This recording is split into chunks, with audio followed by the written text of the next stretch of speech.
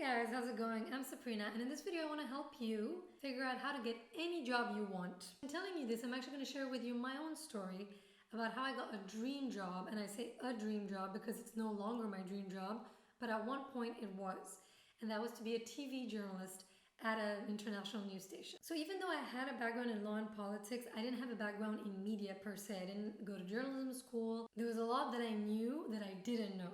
And so what I started doing was actually, thanks to a friend of mine, I started writing news. So I actually joined this website called Global Voices, which is an online platform where citizens can write news stories from wherever they are. So I began writing a lot of these stories which are from Nepal, which is where I'm from. And then from there, I just started getting more and more practice with the idea of writing. How do you write a news story? What is the structure? What is the format? What kind of sources do you need to include? So I got a really good understanding of that just from doing this work. And here's a part that isn't so glamorous, and that is that I was doing a lot of this work for free. And unfortunately, that is kind of sometimes the price that we have to pay, which is to pay with doing free work in order to gain the skills that we know we're going to need on the job. So for 6-7 months, I was doing all of this work for free. And then in 2015, in April, Nepal had an earthquake.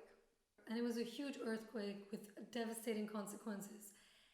And I was one of the people who was writing about it, reporting on it. I actually called the TV station to tell them that I was doing that and that I was happy to come in and give an insider's perspective on what was happening in Nepal. So this actually is one of those moments which really helped me create a brand for myself, create an experience for myself, because then I got to go on live TV, I got to go on different networks. And I remember thinking when that was actually happening, like, oh, I feel like such an opportunist. I mean, I'm taking advantage of this horrible situation and trying to use it to my advantage. But you know what? I was anyway following what was happening all the time because my parents were living there.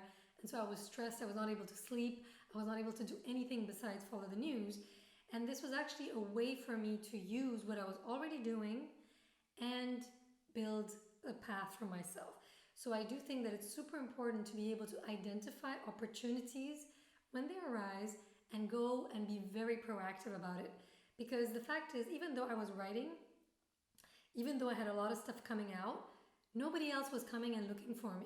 And that's something that I think is really important to bear in mind, that people will not come looking for you unless you are obviously an expert or you already achieved a ton of things. But until you get to that point, it's super important to be looking at opportunities and putting yourself out there. Maybe you will get it, maybe you won't get it, but you have to try. So definitely always be on the lookout for opportunities and go and try them. Now, a common issue when you're trying to transition or when you're trying to move towards a space that you've not occupied before is that you might not actually have the contacts. You don't have the network, you don't know who to talk to, and so you're kind of stuck meeting the same people again and again. So if you're in that position, I think the first step is really to identify who are the people that you want to talk to.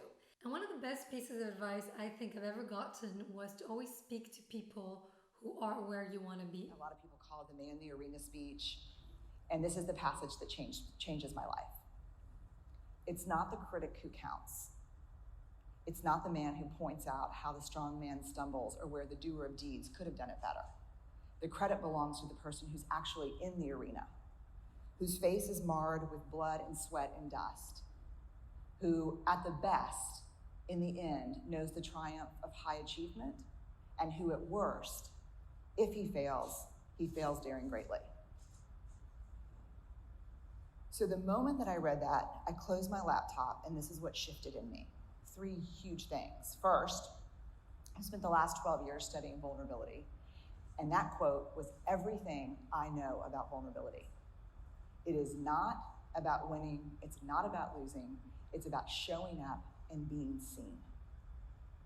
The second thing, this is who I want to be. I want to create. I want to make things that didn't exist before I touched them. I want to show up and be seen in my work and in my life. And if you're going to show up and be seen, there is only one guarantee, and that is you will get your ass kicked. That is the guarantee. That's the only certainty you have. If you're going to go in the arena and spend any time in there whatsoever, especially if you've committed to creating in your life, you will get your ass kicked. So you have to decide at that moment, I think for all of us, if courage is a value that we hold, this is a consequence.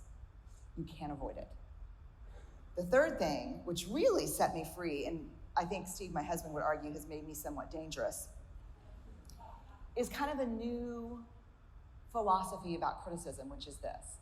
If you're not in the arena also getting your ass kicked, I'm not interested in your feedback. And I think that's a really good piece of advice because everybody has opinions and comments and ideas about what you should do or what's worthy, but not everybody actually has achieved their dreams. So there's no point actually listening to people who haven't achieved their dreams. And there's also no point listening to people who've never achieved the dreams that you want to pursue. You know, you'll probably be about as good as I was. That's kind of the way it works, you know, and I was below average. You know, so you'll probably ultimately rank somewhere around there, you know, so really, you'll excel at a lot of things, just not this. I don't want you out here shooting this ball around all day and night, all right? All right. Okay? All right, go ahead.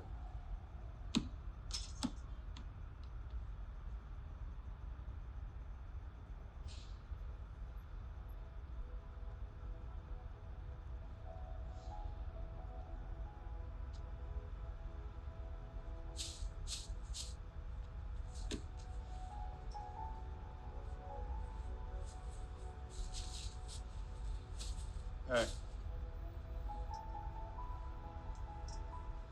Don't ever let somebody tell you you can't do something. Not even me. All right? You got a dream, you gotta protect it. People can't do something themselves. They wanna tell you you can't do it.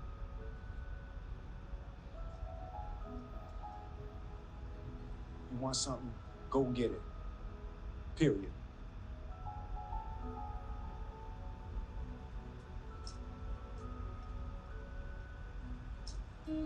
Let's go. And do whatever you gotta do in order to get access to somebody. Two best places to start are Google and LinkedIn. Go on LinkedIn, type in whatever comes to mind, see what comes up, see who comes up, look at job descriptions, look at people's names. And then you would have to send an email.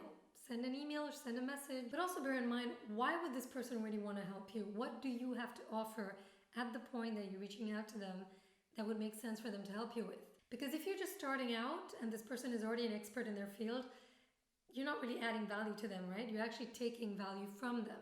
So before doing that, what I actually suggest is building a set of skills and doing your research. And to be honest, I am a believer that when you're working really hard towards a particular goal, when you're getting all the skills you can, when you're looking for the right people to talk to, there is this force in the universe that does come your way, and it did come my way.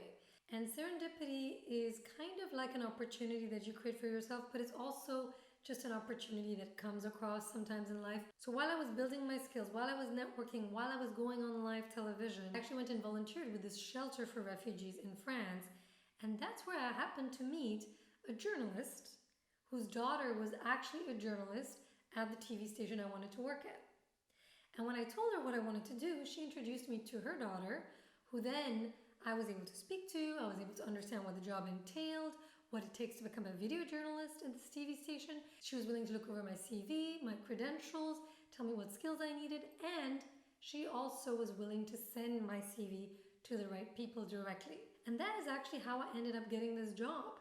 You know, literally within 5 months, I went from never having been a writer to somebody who was able to work on TV and have this job. And honestly, that's a formula that I try to use all the time in anything I do. I try to always connect with people who really know what something is about in order to figure out if I'm really interested in it or not. Because look, you can go through life getting all kinds of degrees, all kinds of skills, only to realize that actually when you get a job, that's not what you want to do at all. And so maybe you've spent all this energy, all this money into this goal, into this dream, and only to realize that that's not actually what you want.